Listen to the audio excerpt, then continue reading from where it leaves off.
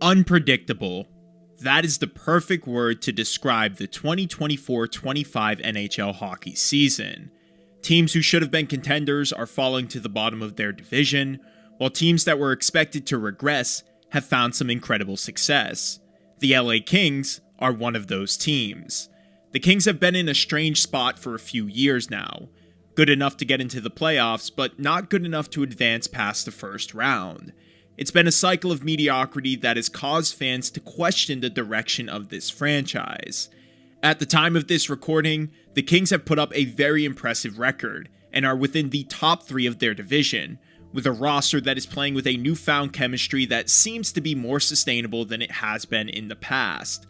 Veterans are contributing at a high level, and young superstars are taking on more responsibility, showing that this team has some versatility among their players and could be a tougher opponent to face this season compared to the Kings teams of the past.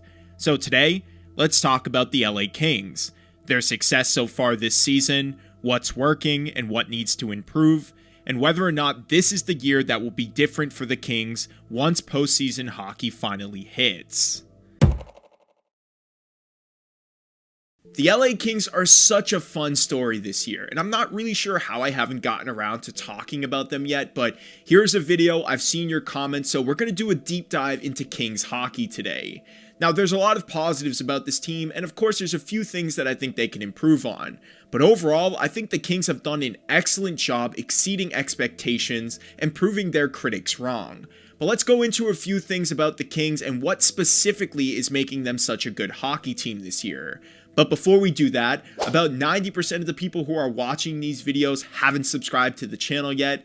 I have a sub goal of 20,000 that we are so close to reaching. So if you guys want to watch more fun hockey content like this, go ahead and hit that like button now and subscribe to the channel. And with all that being said, let's talk about the Kings. Let's start with their offense because it's been a bit of a revelation to begin the season. Many critics questioned the scoring depth of this team and their inability to have a true superstar. They've proved all of these critics wrong in both categories. But the 2 most important players in this lineup are Anzekopitar and Adrian Kempe. The former has continued to defy Father Time. Kopitar is showcasing his exceptional playmaking ability and scoring touch.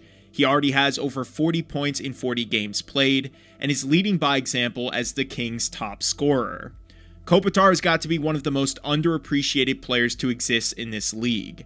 He is a phenomenal leader, a stud offensively, and his efforts as a two-way forward allow this team to play a very well-rounded and structured game.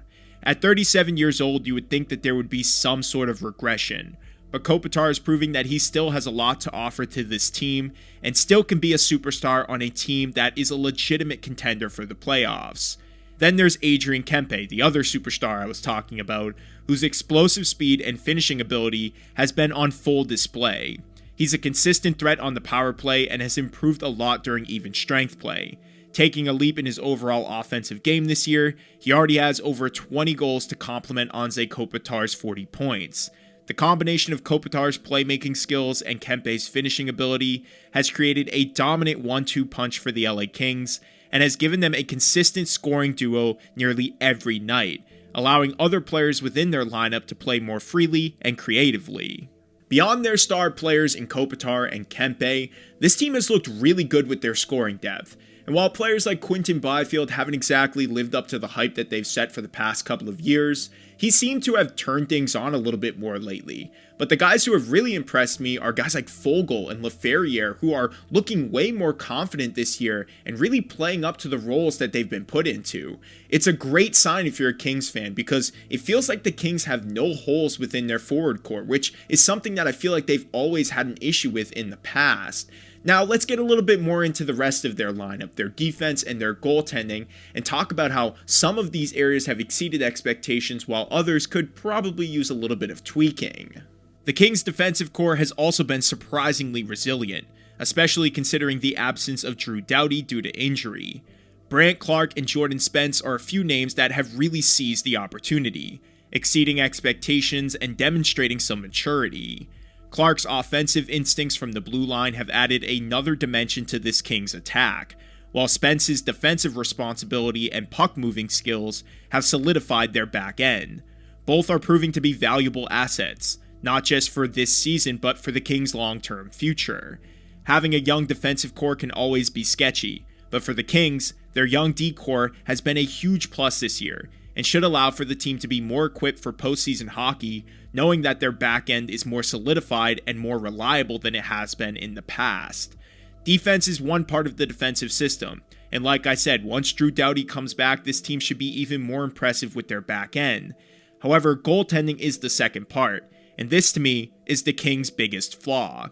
Goaltending has been fine. Not great, not bad, just fine. The Kings have been recycling goalies for a few years now. Cam Talbot last year and Darcy Kuemper this year. Darcy Kuemper has been a good piece so far, but going into the playoffs, I think the Kings should be looking to upgrade at this position, especially if you can find a taker for Kemper's contract. Now, considering they managed to move off the PLD deal by acquiring Kuemper, I think you could say this whole move has been a positive. But I feel like the Kings are within a window right now, especially when it comes to players like Kopitar and Doughty who are getting up there in age. And if they are seriously trying to compete, I just think that they need to improve at this area of their roster. I think potentially a play for a goalie like John Gibson could be a good move here for the Kings, but again, it will be tricky to find a trade partner for Kuemper, so it will all be dependent on that. But when it comes to swapping Gibson for Kuemper, I think that the Ducks might just make this move, especially if the Kings are able to retain just a little bit of that salary. As the trade deadline approaches, with their defense looking a lot more promising, I think that the Kings should really be investing in trying to solidify what they've already built. And there's two things that I think they could most improve on. Like we talked about a minute ago, goaltending is obviously one of the more concerning things, but I think that this team could use a legitimate left shot defenseman. Once Drew Doughty comes back, and if you're able to acquire that kind of player, I think that the Kings would have a legitimate chance to beat other top teams in the West, like the Edmonton Oilers and potentially like the Vegas Golden Knights. This roster really has no holes, and they could use just a few improvements overall, which is an amazing sign based on some of the expectations that were set for the Kings to begin the year. So let's just summarize what we talked about in this video and give you guys an honest review of the Kings thus far. The Los Angeles Kings' surprising, impressive start to the 2024-25 season is a testament to the team's chemistry, individual brilliance, and smart coaching. Though challenges remain, their current trajectory suggests that they are not merely playoff participants, but legitimate contenders. The question isn't if they'll make the playoffs, but more how far will they go. Keep a close eye on the Kings during the second half of this season. With a few small improvements and players stepping up in some areas, this team could be a tough opponent to face in the playoffs. And based on the current standings, it's looking like they will be facing off against the Edmonton Oilers. And while this roster has looked impressive so far, I think with a tweak or two, they could seriously make a deep run at the Cup this year and prove a lot of their doubters wrong. But this is the honest truth about the LA Kings. Do you guys think that this is just a flash during the regular season and that we need to wait until the postseason to really see what the Kings are all about, especially if they run into another team like the Edmonton Oilers or the Vegas Golden Knights? Or do you think that this team looks really legit and could make a deep run this year?